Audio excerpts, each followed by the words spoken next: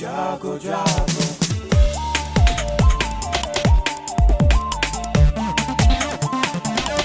Radio जागो जागो radio जागो 90.4 FM।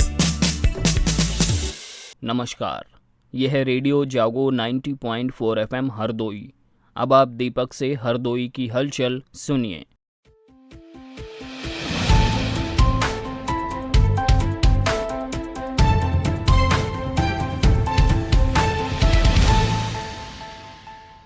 अतिवृष्टि से बाढ़ और कम बारिश दोनों तरह से परेशान किसान ही हो रहे हैं। अधिक बारिश से बांधों से छोड़े जाने वाला पानी हरदोई जनपद से निकली गंगा रामगंगा नदियों की बाढ़ सवाइजपुर और बिलीग्राम तहसीलों के तलहटी क्षेत्रों में जलभराव और कटान से किसानों व खेतों को तहस नहस करती है। वहीं ऊपरी एवं मैदानी इलाकों में कम बारिश होने से सूखे के हालात, धान आदि पानी वाली फसलों पर विपरीत असर पड़ रहा है।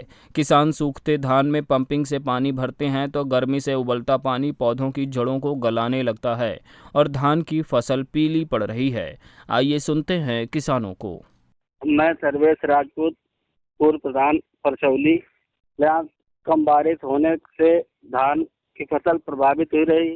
जो काश्तकार लोग खेतों में पानी इंजन से लगाते हैं उससे धान पीला भी पड़ जाता है। जगह थोड़ा पानी लगने से गर्मी से धान पीला भी पड़ जाता है। कम बारिश होने से किसानों को राहत देने के लिए प्रदेश सरकार वर्षा आकलन कराने की तैयारी में है। मुख्यमंत्री योगी आदित्यनाथ ने कहा है कि बारिश कम हो या अधिक, किसान परेशान न हो। मुख्यमंत्री ने विद्युत विभाग एवं सिंचाई विभाग को अलर्ट मोड में रहने के निर्देश दिए हैं। साथ ही अल्पवृष्टि के प्रभावों का सर्वे कराकर फसलों के नुकसान का आकलन कराने के निर्देश उच्चाधिकारियों को दिए हैं। मुख्यमंत्री ने कम बारिश की पाक्षिक रिपोर्ट केंद्र सरकार को भेजने के निर्देश दिए हैं। लखनऊ में एक उच्च स्तरीय बैठक में मुख्यमंत्री ने अल्पवृष्टि की समीक्षा में ये निर्देश दिए। प्रधानमंत्री नरेंद्र मोदी ने भारतीय भाषाओं में शिक्षा देने का समर्थन करते हुए कहा कि दुनिया के अधिकतर देश अपनी भाषा की बदौलत ही आगे बढ़े हैं, जबकि हमने समृद्ध भाषाएं होने के बाद भी अपनी भाषाओं को पिछड़ेपन के तौर पर पेश किया है। प्रधानमंत्री ने कहा कि नई राष्ट्रीय शिक्षा नीति आने से भाषा की ये दीवार समाप्त हो गई है।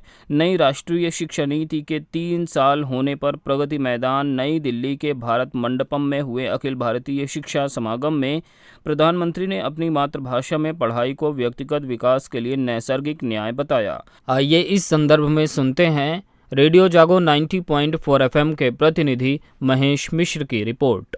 बचपन से तोतली बोली से लेकर बच्चों का विकास अपनी मातृभाषा में होता है। विद्यालय पहुंचते ही आधुनिकता की दौड़ में दूसरी भाषा का सामना होने पर बच्चों पर समझने का बोझ बढ़ जाता है। प्रधानमंत्री नरेंद्र मोदी ने नई राष्ट्रीय शिक्षा नीति को भारत के अनुकूल बताते हुए अपनी मातृभाषा में शिक्षा को श्रेयस्कर बताया। इस बारे में हम बात करते हैं आर्य कन्या महाविद्यालय हरदोई की हिंदी विभागाध्यक्ष उमा रानी श्रीवास्तव से। धन्यवाद सर। मैं प्रोफेसर उमा रानी श्रीवास्तव, आर्य कन्या डिग्री कॉलेज से। सर, मातृभाषा या राष्ट्रभाषा, इन दोनों का जीवन में बहुत महत्व है। हम अपनी भाषा में अपनी बात को जितनी अच्छे ढंग से दूसरे तक पहुंचा सकते हैं वह अन्य भाषा में संभव नहीं है। हमारी अपनी भाषा, हमारी अपनी संस्कृति हमारे देश, हमारे समाज के विकास के लिए बहुत आवश्यक है। हमारे माननीय प्रधानमंत्री जी ने जो अपनी भाषा पे महत्व दिया है, जब से आप प्रधानमंत्री हुए हैं, आप बराबर विदेशों में भी अपनी भाषा में ही अपनी बातों को रखते हैं। संयुक्त राष्ट्र संघ में हिंदी भाषा में बोलते हैं। इससे यह पता चलता है कि हमारा देश अपनी भाषा को लेकर कितना उसके अंदर आत्मीयता है। अपनी भाषा से हम किस तरीके से दूसरे को अपने से जोड़ सकते हैं, क्योंकि हमारी भाषा में बनावट नहीं है। हम जो प्रेम है, जो आत्मीयता अपनी भाषा में होती है वह दूसरी भाषा में नहीं होती है। तो राष्ट्रभाषा जो हमारी हिंदी है, इसके साथ ही हमारी मातृभाषा, जो विभिन्न बोलियां हैं, जो विभिन्न राज्यों की अलग अलग बोलियां हैं, अलग अलग भाषाएं हैं, उन सब में हम अपनी बात को बहुत ही अच्छे ढंग से रख सकते हैं। और ये हमारे माननीय प्रधानमंत्री जी द्वारा उठाया गया ये बहुत ही अच्छा कदम है, जिससे हमारा देश बहुत तेजी से विकसित होगा। और आज के युवा वर्ग के लिए हम ये कहना चाहेंगे, अगर वो अपनी मातृभाषा में अपना पूरा कमांड रखते हैं या ये कहे कि उस पे पूरा अपना भाषाई उस पे पूरा वर्चस्व रखते हैं, तो वह किसी भी क्षेत्र में आगे बढ़ने में सक्षम है। तो ये थी उमा रानी श्रीवास्तव जी, आर्य कन्या महाविद्यालय की हिंदी की हेड। हम बात करते हैं इस संदर्भ में नई राष्ट्रीय शिक्षा नीति में जो भाषा, अपनी मातृभाषा पर बल दिया है, विशेषकर प्रधानमंत्री ने। पढ़ाई होने से व्यक्ति ज्यादा विकास करता है। हम बात करते हैं जनपद के जाने माने कवि और शिक्षक अजीत शुक्ल जी से। मैं अजीत शुक्ला, हास्य कवि और शिक्षक। जैसा कल प्रधानमंत्री जी ने कहा, अब बिल्कुल सही कहा, क्योंकि मैं भी पेशे से शिक्षक हूँ, ग्रामीण परिवेश से जुड़ा हुआ हूँ बच्चों के साथ। ऐसे में अगर उनके परिवेश के अनुसार जो उनकी भाषा है उसको लेकर अगर पढ़ाया नहीं जाएगा तो बच्चों को कठिनाइयाँ बिल्कुल महसूस होगी। तो प्रधानमंत्री जी ने जो उद्बोधन दिया है वो बात सत्य है और अनुकरणीय भी है कि जो बच्चे हैं उनकी मातृभाषा में, उनकी क्षेत्रीय भाषा में अगर उनको पढ़ाया जाएगा तो पढ़ाई बिल्कुल अच्छे ढंग से होगी, क्योंकि जो मानक भाषा है हो सकता है उसमें कहीं ना कुछ ऐसे कठिन उनकी समझ से बाहर है। तो ऐसे में शिक्षा को सरलीकरण करने के लिए उनकी क्षेत्रीय भाषा और मातृभाषा में पठन और पाठन आवश्यक है। तो ये थे अजीत शुक्ला जी, जिन्होंने कहा कि क्षेत्रीय भाषा में, अपनी मातृभाषा में पठन पाठन कराया जाए तो बच्चों को अच्छे ढंग से अपनी ज्ञान अर्जित हो सकेगा, पढ़ाई वो कर सकेंगे। रेडियो जागो 90.4 FM के लिए मैं महेश मिश्र।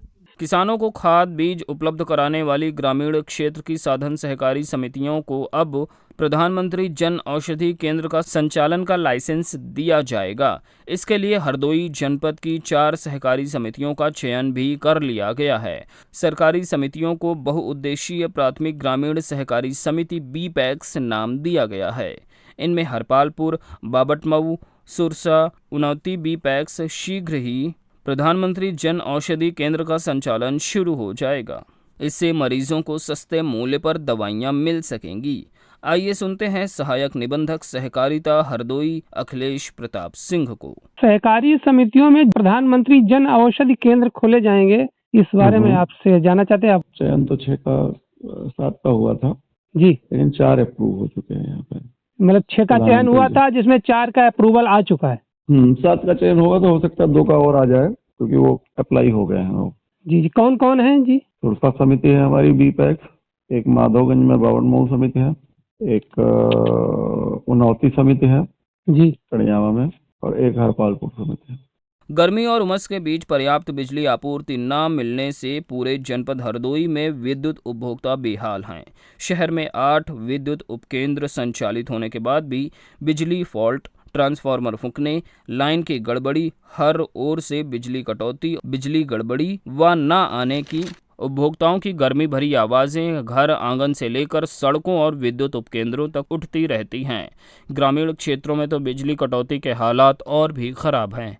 ग्रामीण क्षेत्रों के विद्युत उपकेंद्रों पर तो महिलाएं तक धरना प्रदर्शन कर चुकी हैं। उपभोक्ता बिजली आपूर्ति में दिक्कतों को लेकर शासन की बजाय स्थानीय विद्युत अधिकारियों को अधिक जिम्मेदार मानते हैं। आइए सुनते हैं विद्युत उपभोक्ताओं को। जी, मेरा नाम मनोज कुमार वाजपेयी, गांव दयालपुर, पलिया विद्युत उपकेंद्र। यहाँ जो है बिजली बिल्कुल ही ना के बराबर, 24 घंटे में 2-3 घंटे अगर आ जाए वो भी 10-15 मिनट की कटौती। 10-15 मिनट आके चली जाती है, घंटे बाद फिर 15 मिनट आती है।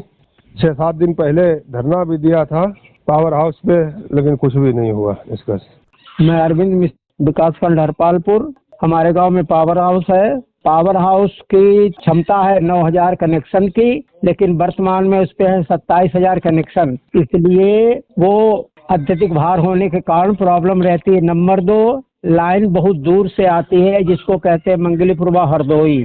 वहाँ से लाइन पहले सांडी आती है, सांडी से आती है फिर यहाँ। सांडी वाले भी थोड़ी लापरवाही करके आपूर्ति पूरी नहीं देते हैं।